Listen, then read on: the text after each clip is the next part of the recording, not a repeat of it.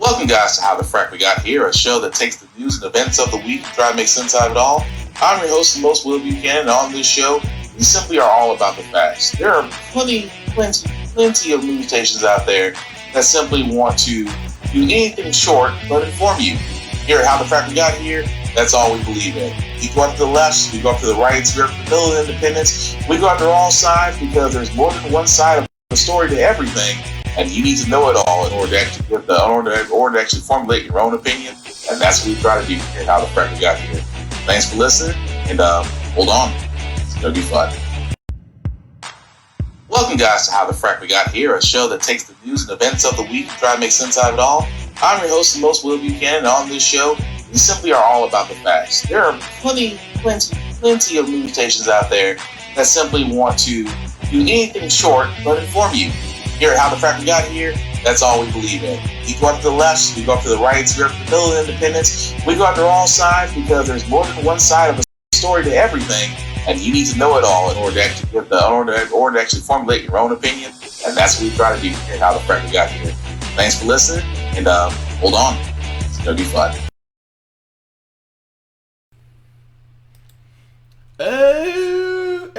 Do not be surprised. People, do not adjust your television sets.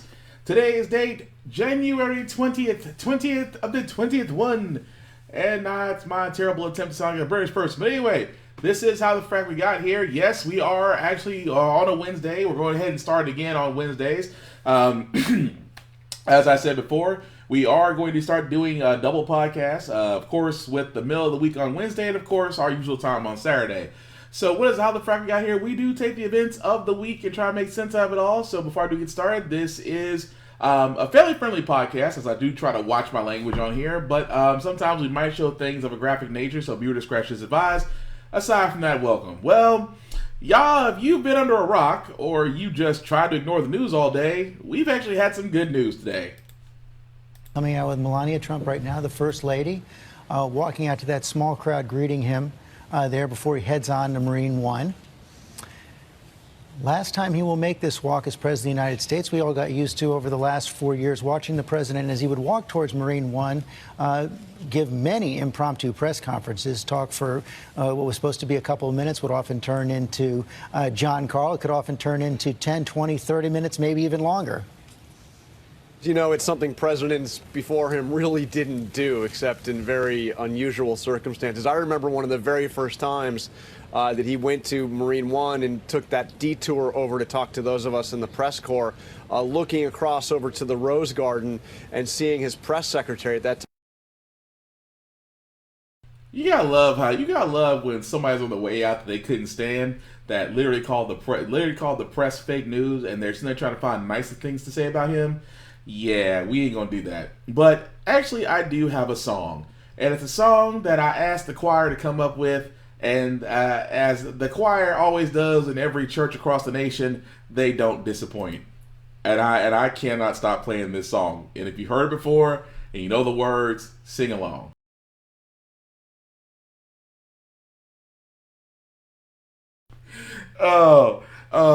Thank you, choir, for that wonderful selection by Billy D. Washington on Instagram.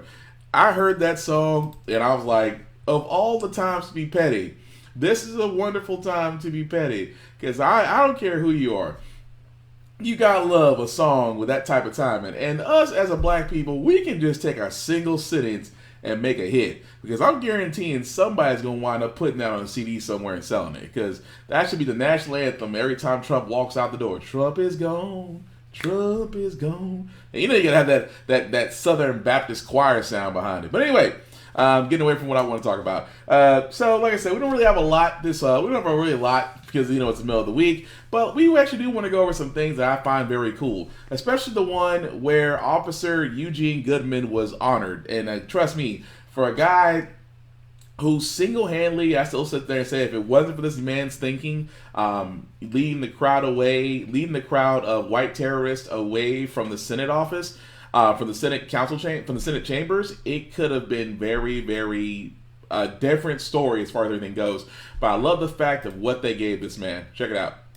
That's Eugene Goodman, who has been given the honorary designation today of the acting deputy sergeant of arms. And if you're not familiar with his story, then we'll try to do it justice in these few moments we have. He's walking with Kamala Harris and Doug Emhoff, and he has that point of honor because he was on duty, Capitol Police officer, on that day, January 6th. And as the mob approached, the camera captured his quick thinking as he led the mob away from what he knew to be an open door right into the Senate chamber. And in doing so, could have perhaps prevented untold harm.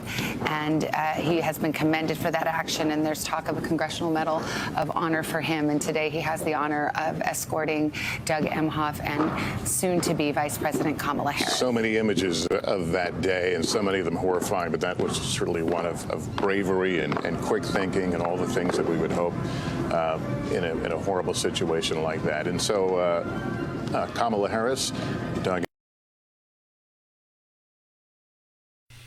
Yes, Officer Eugene Goodman was given the honorary deputy sergeant at arms. For those that don't know what the sergeant at arms is, he's pretty much the law and order in the Senate chamber. He's the one that makes sure the sergeant at arms makes sure that all the rules and regulations actually are enforced within Senate chambers. And let's be honest, that man should actually be given a Congressional Medal of Honor for what he actually did. But, you know, give that man his flowers. But come on, Miss Madam Vice President, we can say that now. Please don't fall. Not down the steps. Y'all made fun of Joe Biden falling down and breaking this man's ankle. You almost took a header going down a flight of steps because your husband didn't want to hold your hand. I don't understand that. Hey, Vaughn, what'd you say? Hey, kick rocks. 5 drunk uncles from 4 different reunions. Hey, say what you want, Vaughn, but them 5 drunk uncles, they put a song together, though. But again, that was actually one of the things to go. And also, one of the more shining moments in our history, we can honestly sit there and say that we could all watch with pride, was actually watching Kamala Harris get sworn in as the first Madam Vice President, African American of these here United States.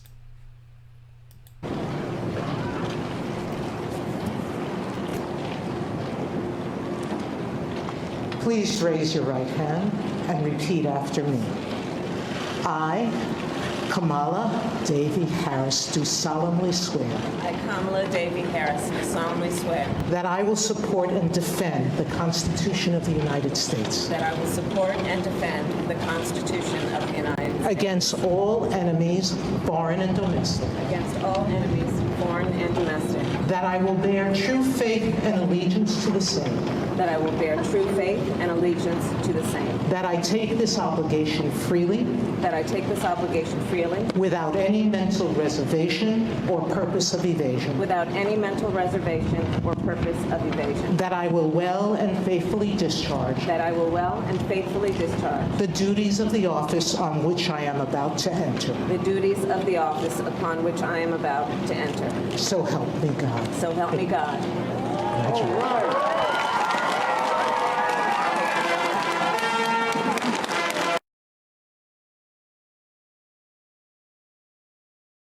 That is truly a historic time to watch the first African American woman become Madam Vice President, and of course her husband becomes the second gentleman. But on a side note, did anybody see Michelle? Don't get me wrong, Kamala Harris slayed. I think that's a word. I think women say slay. I think that's been slay. Yeah, I guess when she got on that, when she got on the outfit. Don't get me wrong, Kamala stepped through. Dr. Jill Biden, the first lady, she came through. But Michelle, though, I'm not trying to take away from anything from the former First Lady, but Michelle came through, like, her fashion sense and hair. I don't know who her stylist or fashion sense hair person is, but why is it always Michelle Obama always outdoes everybody?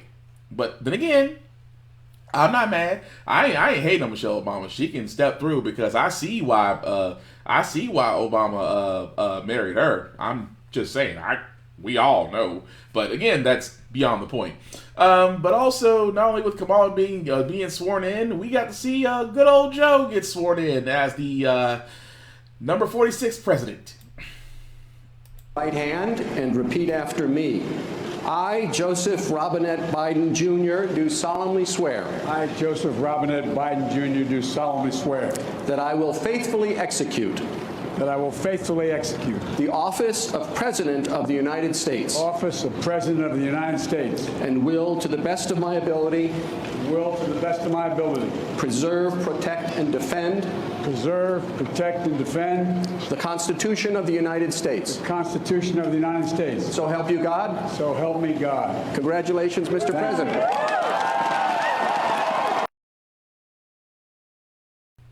And don't get me wrong, that's great as well. But one thing I did want to point out, though, because I don't know if I'm the only person that realized this, but when you go back, and I'm trying to get the scene. I'm trying to get the scene to where it shows the best shot of something, because something bugged me a little bit when I watched Joe Biden have his hand on it, and I wish I could rewind it back to where I could actually see where it's a. Okay, I can't rewind it back, but if you go back and go watch it again. Is it me, or does it look like he's got his hand on a Cheesecake Factory menu? That's all I'm saying. I can't. It's like I'm pretty sure it's a Bible. It's a pretty. Okay, there we go. Because I'll be honest, the first time I saw this was what I mean. You don't see this. Number one, good God, was that the first Bible ever written? Was this the one that Adam handed down to everybody? I mean, worse for wear. Goodness gracious. But at first, I thought that was a Cheesecake Factory menu because it only showed the top up. But again, I mean, that's just weird things that I'm pointing out. And but again, we should all be happy just because we now have we have a decent guy who is now the president, and we now have our first Madam Vice President, and that's cool. I am not knocking it. I am all for it. It is just interesting, really, now that what do we do going forward now? And to be honest, that's going to be the question that's going to really be on a lot of people's minds is what are we going to do going forward? And I've said it once, and I'll say it again, and I'm just going to keep it short tonight, but Biden now is in a pretty good, Biden now is actually in a pretty good seat. The reason why I say that, your House of Representatives is controlled by Democrats. The Senate, even though 50-50, still has a virtual majority because, again, Kamala Harris is seen as the president of the Senate and therefore would be the tiebreaker in instances where there's a close vote or just may need her as a tiebreaker. So, I will go into a little bit more on Saturday, but flat out, I will sit there and say, Biden, you now have a Democratic-controlled Congress for the next 2 years. If I were you, and I would say this to all Democrats, you guys now can turn around and do what the Republicans have done for the last 4 years, which means you can push through all the bills that you said you would do if you had the votes. You have the votes now. I mean, I expect to see a lot of progressiveness. I mean, Biden is still a centrist president, but again, the U.S. has shown right now we need progressive action. Now, I expect them to do more. I know Biden, promises now to be kept now about student loans, about increases on minimum wage, about the stimulus payments of the $1,400 that you want to send out on top of the $600 that's already been sent out, that you want to reverse a lot of Trump changes that were made to environmental laws and protections and things of that nature. Again, if I were the Democrats, you need to do the one thing that the Republicans can do so well, which is toe the party line regardless of how you feel. But again, because within the first 100 days, we do expect to see a lot from Biden. But I do expect him and Madam Vice President, because I can't stop saying that, Madam Vice President Harris, we do expect them to really, unfortunately, have to undo a lot of the stuff that Trump has done over the last 4 years. And unfortunately, Trump still had some parting shots for us on his way out the door. More pardons by outgoing President Trump have just come in. Let's get the news from Joe Johns at the Capitol. What do we know? Well, we're just getting information from the White House about the pardons. And I can tell you this, according to the White House, the president granted pardons to 73 individuals, commuted the sentences of another 70. So that's what, 143 acts of clemency by the president in the last hours of his administration. And just run down through some of the names. We've already told you about Steve Bannon, that love-hate relationship he's had with the former senior advisor who was charged with defrauding people who were sending money in to help build President Trump's border wall. He obviously has gotten a pardon. Here are some other names. Some are not surprises, and you probably heard this before. A couple rappers, Kodak Black, Lil Wayne. There's an individual named Elliot Broidy, who was a top fundraiser for the Trump campaign.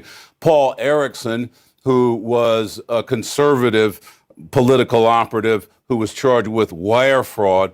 Kwame Kilpatrick, the former Detroit mayor, gets a pardon. He was charged with racketeering. And Avian Sella, this is an individual who was connected to the Jonathan Pollard espionage case that dates all the way back to 1986. So those are a few of the names of these individuals. But the top line, Chris, is 140 individuals total get clemency from the president on his way out the door here. 73 individuals got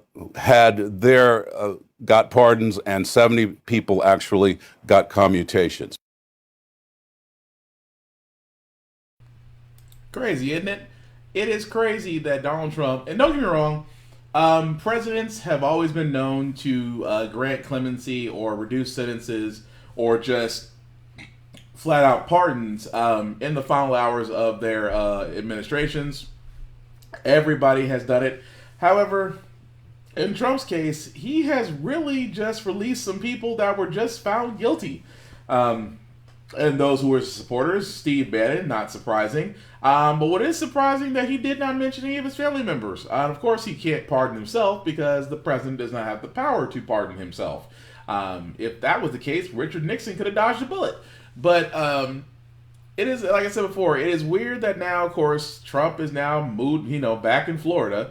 And he is still, unfortunately, still making some noise. Even more so that he did discuss starting a new political party that he would call the new party the Patriot Party. Now, of course, keep in mind this is all from Donald Trump sitting there saying that he's discussed this in the final hours of his presidency, and it's saying that they don't know whether or not he's serious. They don't know whether or not he is serious about starting a new party. This is the part where I sit there and say, Donald Trump is like a skunk. Please take him seriously, because if you get too close, he will spray you. So at this point, we should not be surprised that, of course, if he still manages to stay out of jail, because trust me, now that he doesn't have the office of the president to hide behind, and the Department of Justice, William Barr is no longer there, and really a lot of his administration is about to be walked out the door. At least, I mean, even Ben Carson, and to this day, I still can't think of one thing Ben Carson has done, but he got paid 4 years and walked away with a pension for literally doing nothing. That's messed up. But again, what's also messed up is that a lot of people are sitting there saying, well, Donald Trump, is he really serious about starting a political party? Well, if he started a riot with a bunch of terrorists to take down the Senate because they were counting votes, why would you think that now he wouldn't sit there and run with that? I'm just saying, and call it the Patriot Party. That's all I'm saying.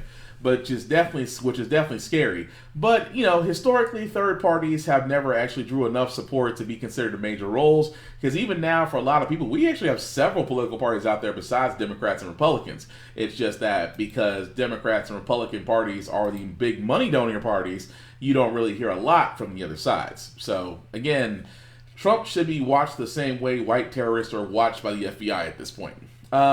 Now, also some other news around the world for we kind of, like I said, we don't really have a lot today, but I'm pretty sure we'll have a lot more come Saturday. Like I said before, the inauguration was heavily guarded. Even more so that because of the heavy guard, I think they had close to 25,000 troops, National Guard troops in Washington, D.C. looking over everything. Unfortunately, 12 of the National Guard members had to be removed because they found something, the FBI found some things that were questionable. Why these 12 National Guard members were removed leading up to the inauguration? The FBI sets the standards for the vetting of our National Guard troops. And this is something that's not very uncommon. 4 years ago for the inauguration, we had over 8,000 National Guard that came into the capital region. They were all vetted by the same FBI. They set a bar at a certain height. Members that don't meet that threshold are asked to be removed off that particular mission. So you're saying it's not unusual or at least it's happened before, that the FBI vets the National Guard troops who were at the inauguration? Absolutely. The National Guard, we participate in several national security events. At these high-profile events, we go through basic vetting, just joining the military. There's a program that's in place that kind of is a continual vetting to make sure that we maintain our security clearances and that we're not involved in any type of nefarious activities. This event is unprecedented, having this many members here for the inauguration. So they just stepped up the background checks, make sure that we've all met that threshold. Once again, the lead federal agency, the Federal Bureau of Investigation, they've taken care of that, and they've made.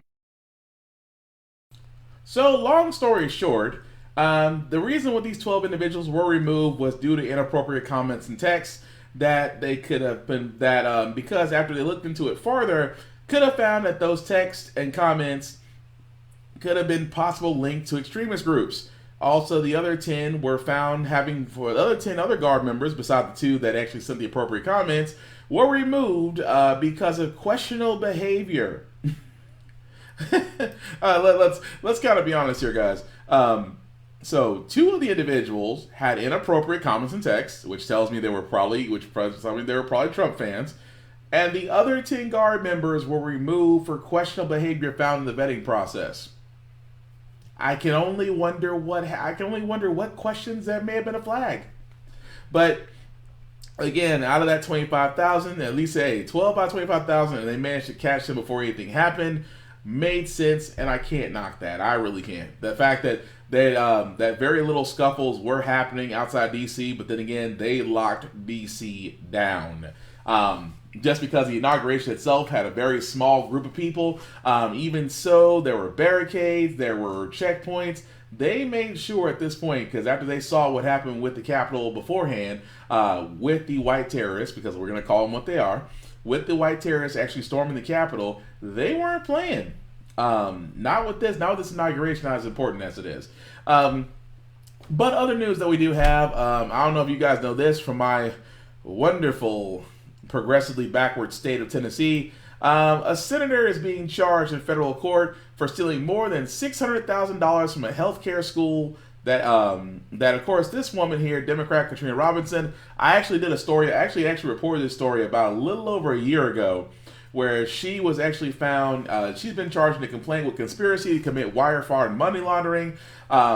This is after the federal charges came down that she used grant money that was earmarked for healthcare worker training to pay for her wedding, her honeymoon, a Jeep Renegade for her daughter, her children's snow cone business, and other things. So I just thought to myself the entire time, it is amazing to me that you never hear of a such thing as a broke politician. You don't. And in Tennessee, our legislation is so effing corrupted that it's not even funny. I mean, currently right now, the former chairman of our Tennessee legislature is singing like a canary because others associated with him right now are being raided by the FBI. I wonder why. But again, like I said, with Tennessee, it's progressively backwards.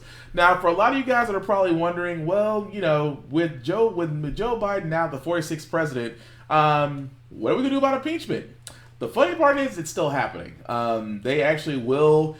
Nancy Pelosi did actually send the articles of impeachment to the Senate.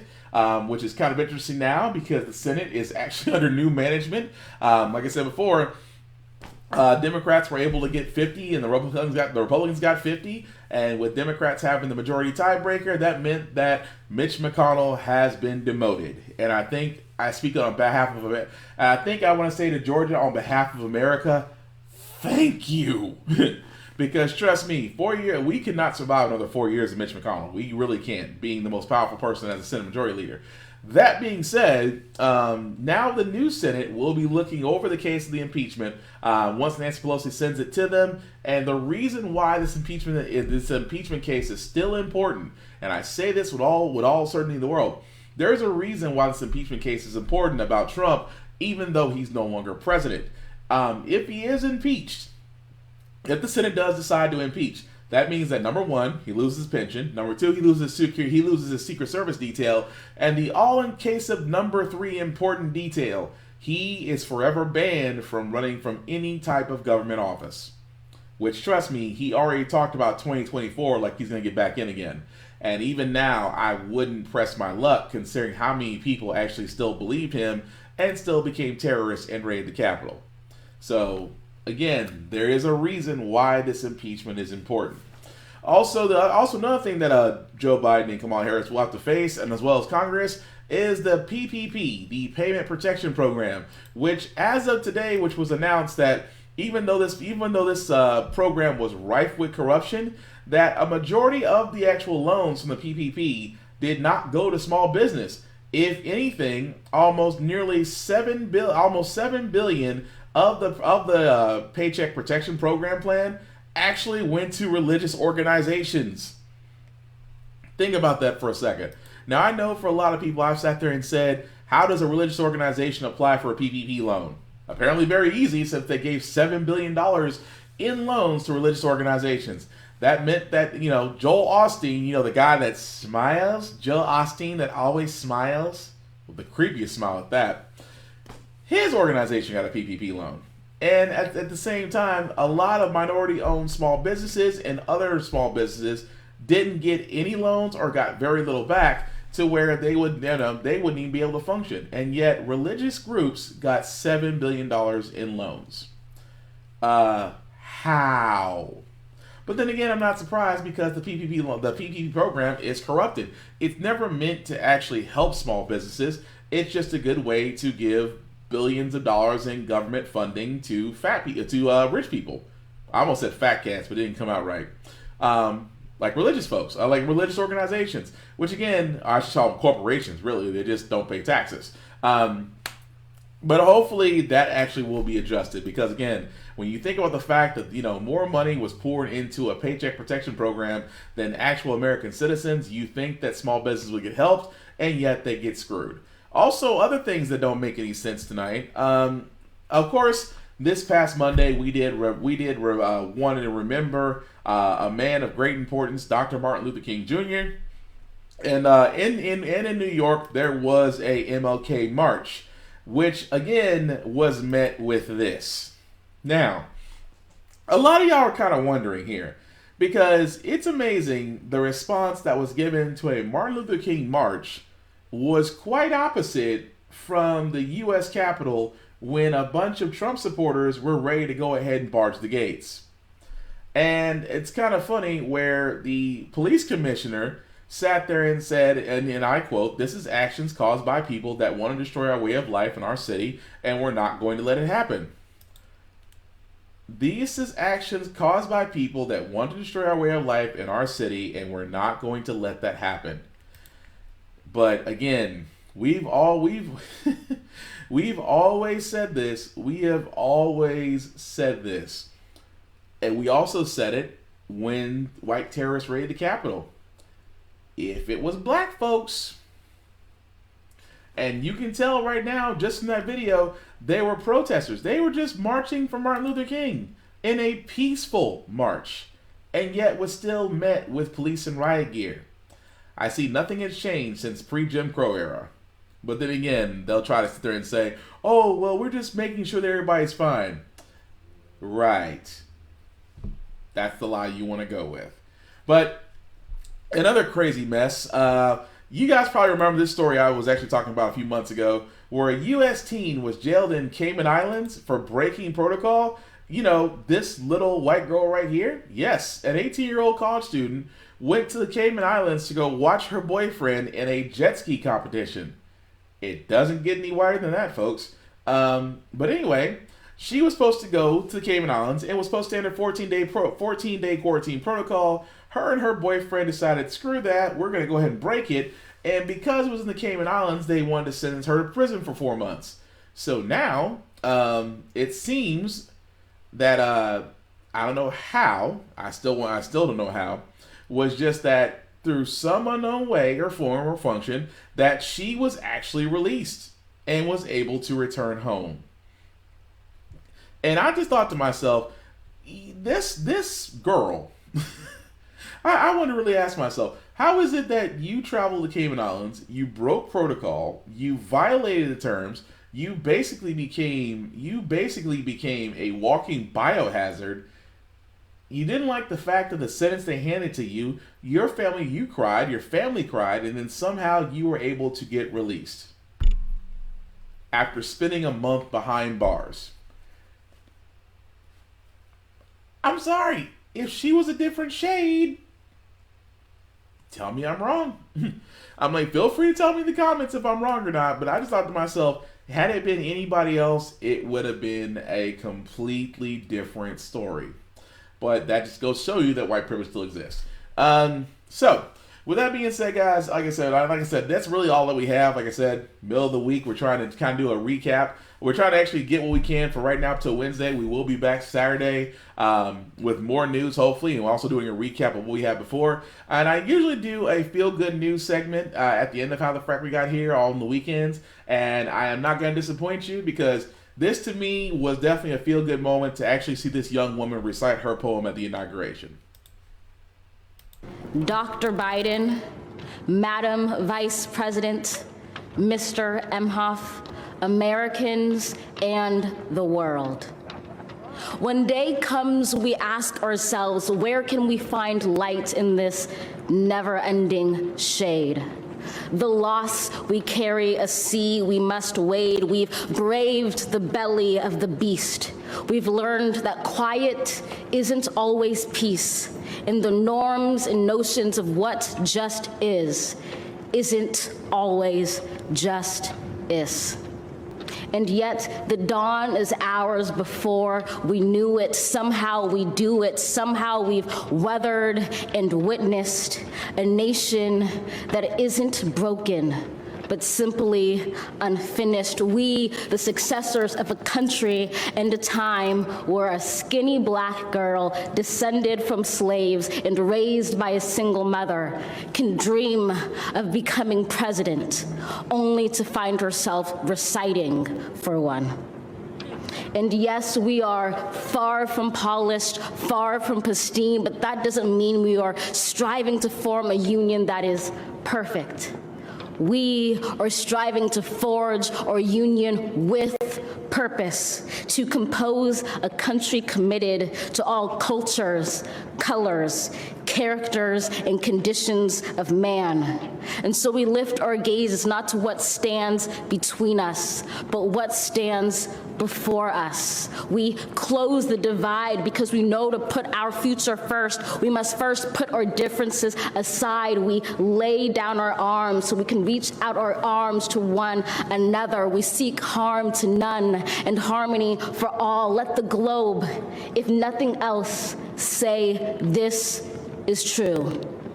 That even as we grieved, we grew. That even as we hurt, we hoped. That even as we tired, we tried. That we'll forever be tied together, victorious. Not because we will never again know defeat, but because we will never again sow division.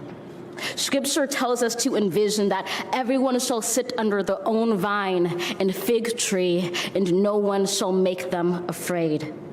If we're to live up to our own time, then victory won't lie in the blade, but in all the bridges we've made. That is the promised glade, the hill we climb, if only we dare it, because being American is more than a pride we inherit. It's the past we step into and how we repair it. We've seen a force that would shatter our nation rather than share it, would destroy our country if it meant delaying democracy. And this effort very nearly succeeded. But while democracy can be periodically delayed, it can never be permanently defeated.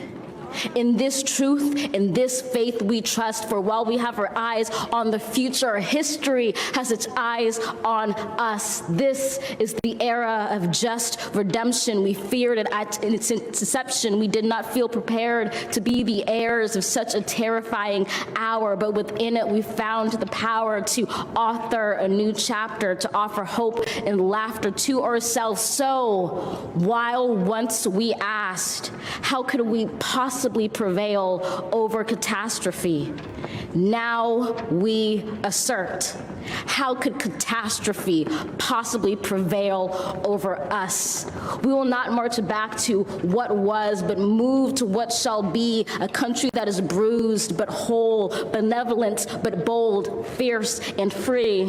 We will not be turned around or interrupted by intimidation, because we know our inaction and inertia will be the inheritance of the next generation. Our blunders become their burdens, but one thing is certain. If we merge mercy with might and might with right, then love becomes our legacy and change our children's birthright.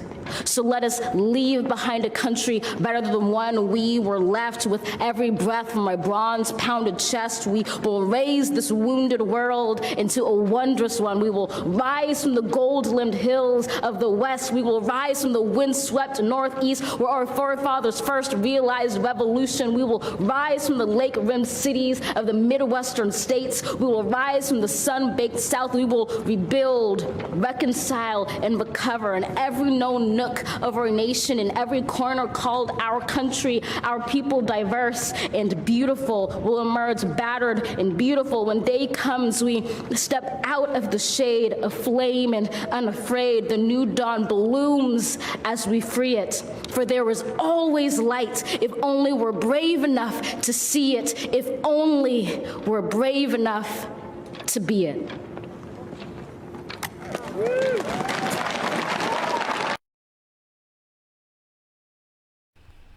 Powerful words, y'all. I can't. That at that point, that's you gotta follow her up. That's just, I'm done at that point. But again, that was Amanda Gorman reciting her poem at the inauguration, and I just love hearing the hill we climb. But that's really all that we got, guys, for this one. So I do thank you all for watching. Before I do get out of here, I do have some shameless plugging I need to do, especially with my buddy Vaughn, who I hope he'll be returning very soon. He will be returning soon with his podcast, because he is definitely missed. But let me actually tell you about him. So Vaughn, Big VZA Doc, can be found on Facebook. If you're his friend, cool. If not, go ahead and be his friend. He's friendly-ish. But with that being said, definitely go to his video section to be able to see all the podcasts he's done. I'll start with the first one called the BST, or the Intercast. Now, what is the Intercast? The Intercast is a news podcast. That news could be music, video games, or trailers. Really for the big A kids in life, because I'm a big A kid right along with Vaughn. But he actually does have his finger on the pulse and likes to bring stuff to you, and also he likes to interact with you. As you can see on the right side, I definitely do conversate with him. And again, before, if you're one of those guys that, like us, you consider yourself a big A kid, you may handle business and bills of that nature, but you still want to get back in touch with your big kid side, or with news, or movies, because I call Vaughn the king of the weird trailers, because he finds some ones that'll make me question his taste in a lot of things, but that's okay. I still love him all the same. But definitely that's one of his shows. The other show that he has I call it the RAF. Now, what is RAF? It is a pool of rashes we sometimes dip our toes into to take a break from life and have a chuckle. He always finds certain videos that match a certain theme. And this one I clicked on was really just F Donald Trump, which right now, I wish Vaughn, when he comes back, he does a Trump is gone pod. He does a Trump is gone RAF. I would laugh my head off if he did that. But then again, I always laugh my head off at RAF, because he always found the weirdest ones, like this one about Trump supporters sitting outside the election office praying for them to stop counting the votes. Oh, how harmless they looked at the time. But anyway, definitely entertaining and interactive as well. He also has the Rhythmness Music Podcast, where you can reminisce over the rhythm, in which he goes over albums along with others and myself, in which we basically we listen. Almost listen for about 15, 30 seconds until Zuckerberg decides to ban us.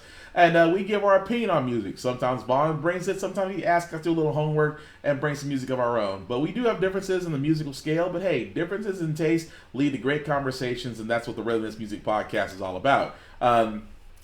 His other show, I call it a pop-up show, depending on when the mood hits him, because Vaughn is an artiste. Not an artist, an artiste.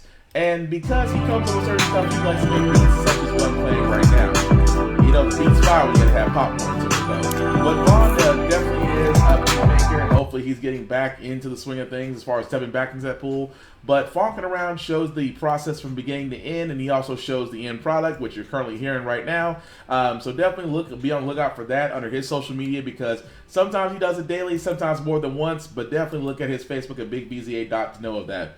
So all of his shows can be found on his Facebook page, as well as any news updates. So go ahead and check out his social feed, because he will be returning soon with his podcast. And I personally cannot wait, because the guy does have a talent for finding the uniqueness of the internet, and I always look forward to it, because just like he talks about me and the simple fact of the matter is what I can do, he also has a unique gift that needs to be shared with the world. And yes, I said it, Vaughn. I have no shame in saying it. But we do look forward to you coming back, man. Aside from that, do you like t-shirts? Do you like cups? Of course you like cups. We all use cups in life. But Little Creations by Kelly, who is actually ran by Kelly, is very talented. Talented as such to come up with stuff like this. Do you like shirts with lions, with locks, with lock life? I do, because that's my shirt. Technically that's the shirt. You know what? You can get that shirt too. Or if you want something that has Man Down on it, or My Rolls Are Homemade, or Jones Christmas, or just really custom stuff that she loves to do on t-shirts, pretty much if it's possible to be done on a t-shirt, she can probably do it. So if you are in the market for custom t-shirts, or masks, or aprons, or just kitty shirts like you see right there, she can definitely let you know what can be done and actually be able to do it for you. She is very, very, very, very, very, very determined, very dedicated to her work, and I, for one, can stand behind that, because she definitely does a lot of great work, especially stuff like this. Hopefully not pick, pull, and pop, because that is not a good idea for a business. But she also does shirts like this as well, again, which have always been just exceptionally done, which already been exceptionally done. So if you are in the market for new custom wear or things of that nature, just look up on our Facebook page at Little Creations by Kelly. And also for all those, because let's be honest, let's be honest, guys, Valentine's Day is around the corner, and Tanya's Touch of Elegance, which actually does catering, barbecue, actually does full service catering, is coming out with her Valentine's Day special. I'm Tanya with Tanya's Touch of Elegance, and during this COVID time, trying to stay safe, we are going to present a Valentine's Day special for two. I'm going to present this video, and you just give me a call or text me at the end of the video and let me know if you're interested, and we can have a dinner for two delivered to you. I will have the prices forthcoming by the end of the week, but just a little something to pique your interest. Thank you.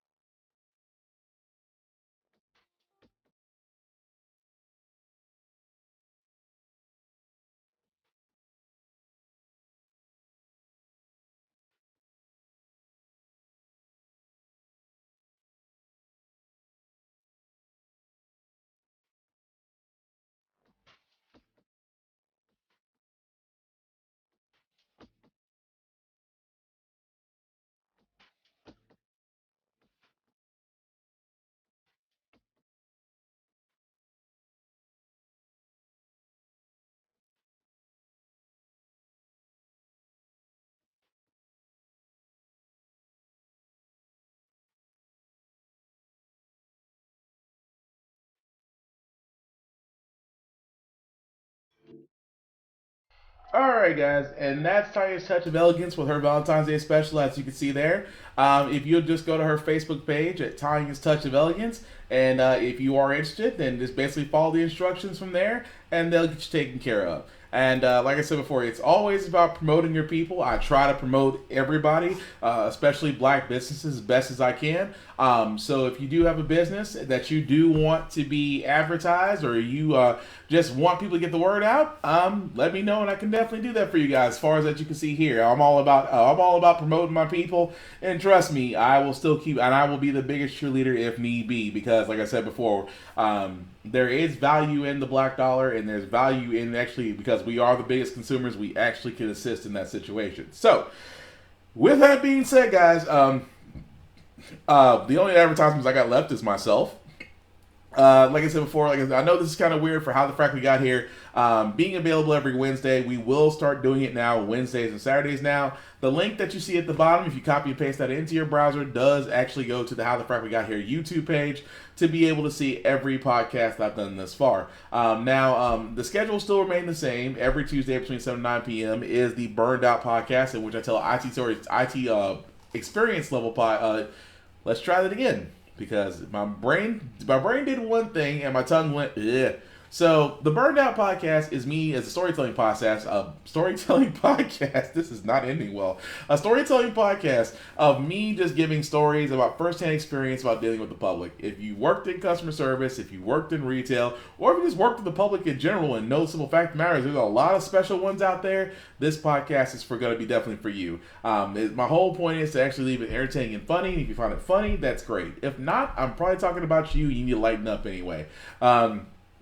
And also, starting today, every Wednesday between 8 to 10 p.m. will be the first round of How the Frack We Got Here, which is my daily, now weekly, not daily, but weekly U.S. political podcast in which we go over the news of the week and try to make sense of it all. Of what we do this Wednesday, we will have a recap on it this Saturday from 10 a.m. to noon. So that way you guys, because I've been told that a lot of you guys aren't able to actually see me on Saturday, so that's why I wanted to go ahead and actually start doing this on Wednesdays. So if you can't catch me on Saturdays, you can catch me on Wednesdays. If you can't catch me on either day, you can definitely catch me on our YouTube or Facebook page.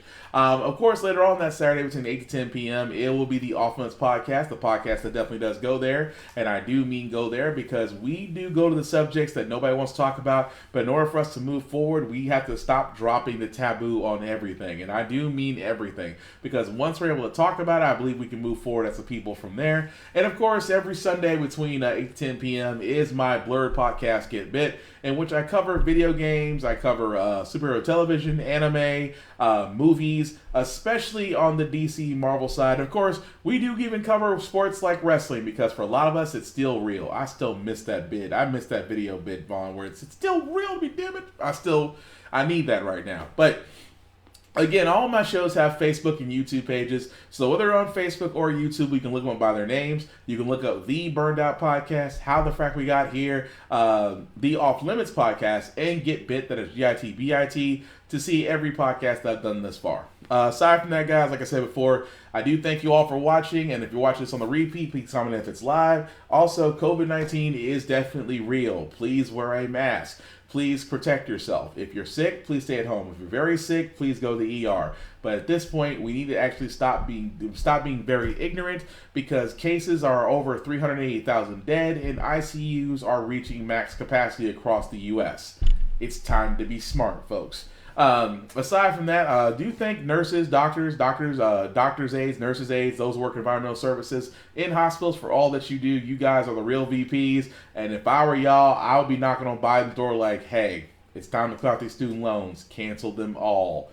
And also thank essential workers. I'm not just talking teachers and first responders and those who are still trying to make it work. I'm talking about those that work in retail, that work in customer service, that work in the public, that work in grocery stores, gas stations, that are truck drivers, those that work in warehouses like Amazon, and those that work in logistics like United States Postal Service, UPS, FedEx, and DHL. Because for a lot of us, we're able to work from home, and that's great. But for some of us, we're not able to have that option. But thank those that actually go in and do their best to protect themselves, keep the lights on for the rest of us. Aside from that, guys, like I said, I do thank you all for watching. If you watched it live, and if you haven't watched it live, you're watching some of the playback, go ahead and comment if it's real. Go ahead if it's real. Go ahead and comment as if it's live, because I still want to know everybody's opinion, because on How the Frack We Got Here, we're simply about informing you. We're not trying to change your mind. We're not trying to persuade you. We are not trying to do anything but what the news used to do, which is basically inform you. Because once you're informed, you can make up your own mind about the situation, but at least it'll be factual on how you actually do that. Aside from that, an informed community can make a lot better decisions than an uninformed one, because an uninformed one got us Trump. An informed one got us our first Madam Vice President. Aside from that, guys, that's how the frack we got here. Thank you all for watching. Hope you have a wonderful Wednesday night, and I will see you guys on Saturday.